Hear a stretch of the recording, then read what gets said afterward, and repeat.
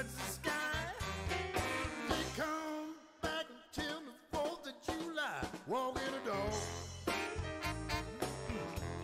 Didn't walk in the door. Well, if you don't know how to do it, I'll show you how to walk the dog. Come on, get over here. Here, listen to my little poem now. Mary, Mary, quite contrary. How does that garden grow? You see how you got silver bells, you got cockle shells, pretty maids all in a row, walk in the door. Did walk in the door. Well, if you don't know how to do it, I'm gonna show you how to walk the dog.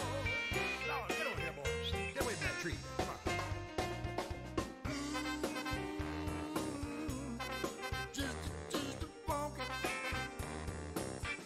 Just a walking. Just a walking. I stepped in. What? Well, if you don't know how to do it, I'll show you how to walk your dog. Leave that tree down. Go over here. Here, boy. Let me play one.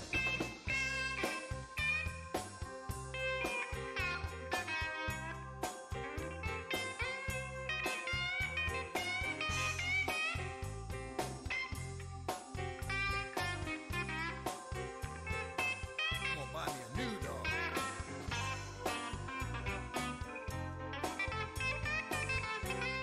How much is that dog?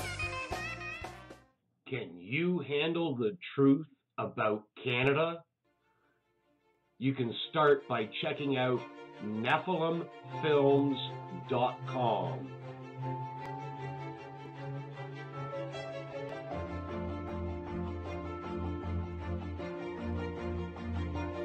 Welcome back to the show. We are hitting the home stretch. We're going to take our time with this. We're going to ease into this like a lukewarm bath.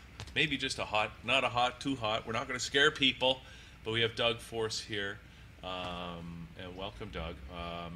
You're making a film called The Myth is Canada. I am. And Well, we are, actually. I shouldn't say I am. Yeah. Well, what's I happening? asked a simple question. In 2017, we're celebrating 150 years of Confederation, are we not? It's Yes, all over we the are. place. They Yeah. had big parties this summer. Yep. And they say in 1867, the British North American Act caused Canada to confederate. Right. In 1889, the Interpretation Act that was created in the UK said that the Dominion of Canada was a colony. So how can we have confederated in 1867 and be a colony in 1889? Well, then we had the Statute of Westminster, right? Correct. That ended the British North American Act. But prior to that ending, they did something very, very smart. Queen Victoria, she wanted to end the monarch of Canada, and in 1893, they did what they call the Statutes Law Revision Act, which took out the enacting clause from the British North American Act, but also, more importantly, it took out Section 2 of the British North American Act, which said that there was a monarch in perpetuity through heredity. It eliminated that. So in 1901, when she passed away, the monarchy ended in Canada. So I asked the question, Okay. in 1982, when Pierre Elliott Trudeau went to England, what queen was he taking the Canada Act to? Because it certainly wasn't the Queen of Canada. We hadn't had one since 1901. I, Justin P.J. Trudeau, do swear that I will be faithful and bear true allegiance to Her Majesty Queen Elizabeth II, Queen of Canada, her heirs and successors. So help me God.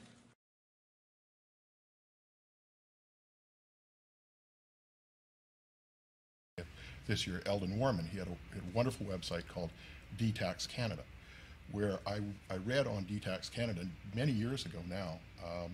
He had what they called the Walter Cool letter up there, and Walter Cool was a backbencher Yeah. in Ottawa in the 1920s and 1930s. Yeah.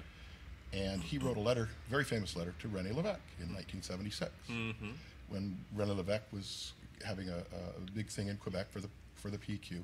They wanted to do a big separation. Right. And so he wrote a letter saying, Mr. Levesque, you can't have a divorce without first having a marriage. Canada never confederated. You're already a sovereign nation. So Rene, he went to Ottawa to see Pierre Elliott Trudeau, and he went into the office of Trudeau, and he threw the letter at him, and he said, read this and tell me, is it true or not? And Trudeau read the letter, and he said, yes, it's true, but you shut up and go back to Quebec. Here's 2 big suitcases full of money. Now piss off. Is that what really happened? Yeah. And Trudeau knew that? Trudeau knew it. Of course he knew. All of the premiers, all the prime ministers know it. Who needs special powers? The politicians. They're the ones who want special powers naturally, because they're in the power game. And what they can get from Ottawa, they will have more in Charlottetown, in Quebec City, in Victoria, BC. That's the game of politics, power. Referring to is what happened in 1982, where he took what was it called? The Constitution, or the Canada Act, 1982. He created in his own parliament. But the problem was that he didn't ask we the people. But Canada is a corporation, because that in 1982, if you read the Charter of Rights and Freedoms, one has to understand what a charter is and what you do when you open a corporation. You charter a company. Okay.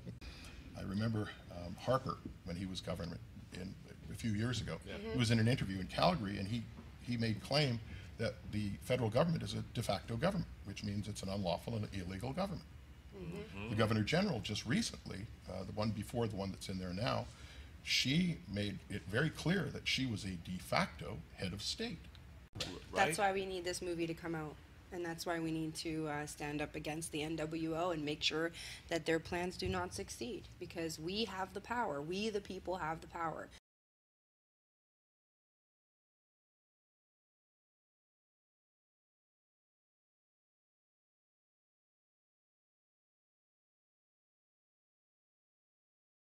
Hi, everybody. What you're about to see are some clips from a video produced by Rocco Galati, noted Canadian constitutional lawyer. Listen to what this man has to say about Canada being a dictatorship.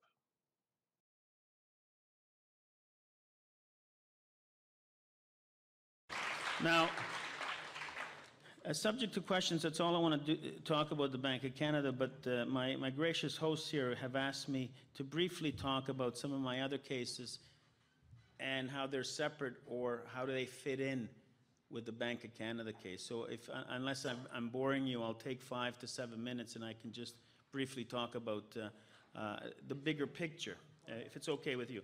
All right. So Machiavelli once said that, you know, the people are most enslaved when they declare themselves to be free, right? That's certainly true here in North America. Ever since we got our Constitution patriated, although there was Quebec got screwed in the back rooms, people have declared themselves to be free through a Constitution, and people just, they've let down their vigilance, and people think they're free here. And it's a delusion. It's a complete delusion. Canada, or places like some of the Nordic countries, were the most peaceful countries in the world, but they're dictatorial. I've been talking about a quiet dictatorship since the Crétin government. For me, it came down with a thump in April 2001 in Quebec City at the Summit of the Americas. That was the statement. You fuck off, you live in a dictatorship. Go home or we'll tear gas you. Okay? That was it. I defended the First Nations at Gufferson Lake. I don't know, who remembers Gufferson Lake? Very few. Lloyd Axworthy and Princess Diana of Wales were touring the world trying to convince the world that we should ban landmines, military landmines. First Nations in northern BC occupied a piece of land they said was stolen from them. The Canadian Army surrounded them and laced the perimeter with the landmines Princess Diana and Lloyd Axworthy were trying to ban over Europe at the same frigging time, right? So the dictatorship, and that was all illegal action under the Constitution. Under our Constitution, you cannot dispatch military personnel against our civilian population. They did the same thing at Oka. That was illegal, completely illegal, contrary to the Constitution. Okay? So that was the beginnings of our in-your-face dictatorship. All governments, we have political parties that just have different football jersey colors, you know? I mean, there's not much of a spectrum, right? So we got orange, we got red, and we have le bleu, not to be confused with Québécois bleu bleu. We got the Conservatives. So that's it. So it doesn't matter to me which government it is. If they act unconstitutionally, they have to be made to account. Thanks for watching. Hope you enjoyed this. Do yourself a favor. Hit YouTube, search for Rocco Galati. It's worth watching. Hope to see you on my YouTube channel. Bye.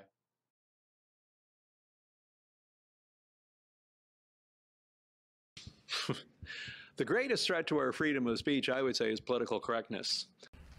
So, I'm going to start a bit about a personal introduction, and I'm going to say, just so you'll know, and it's important later, that I'm a court expert in Canada on jihadist-based terrorism. This is in the Criminal Court of Canada, the Ontario Superior Court, as well as twice in the Federal Court of Canada.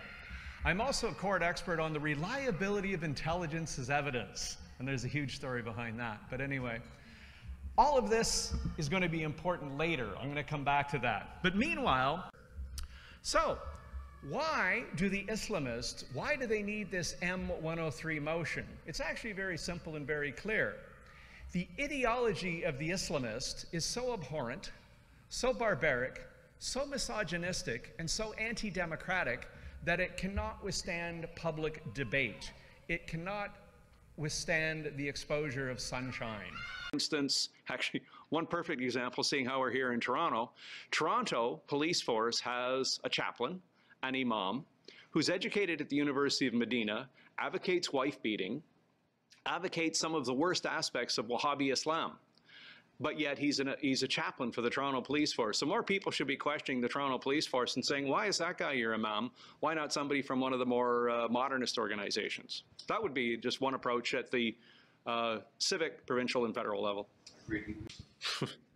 The greatest threat to our freedom of speech, I would say, is political correctness. Yeah, it's something we should be taking seriously, and if we're not, we can look at France and Belgium and just say that's where we're going in the next few years.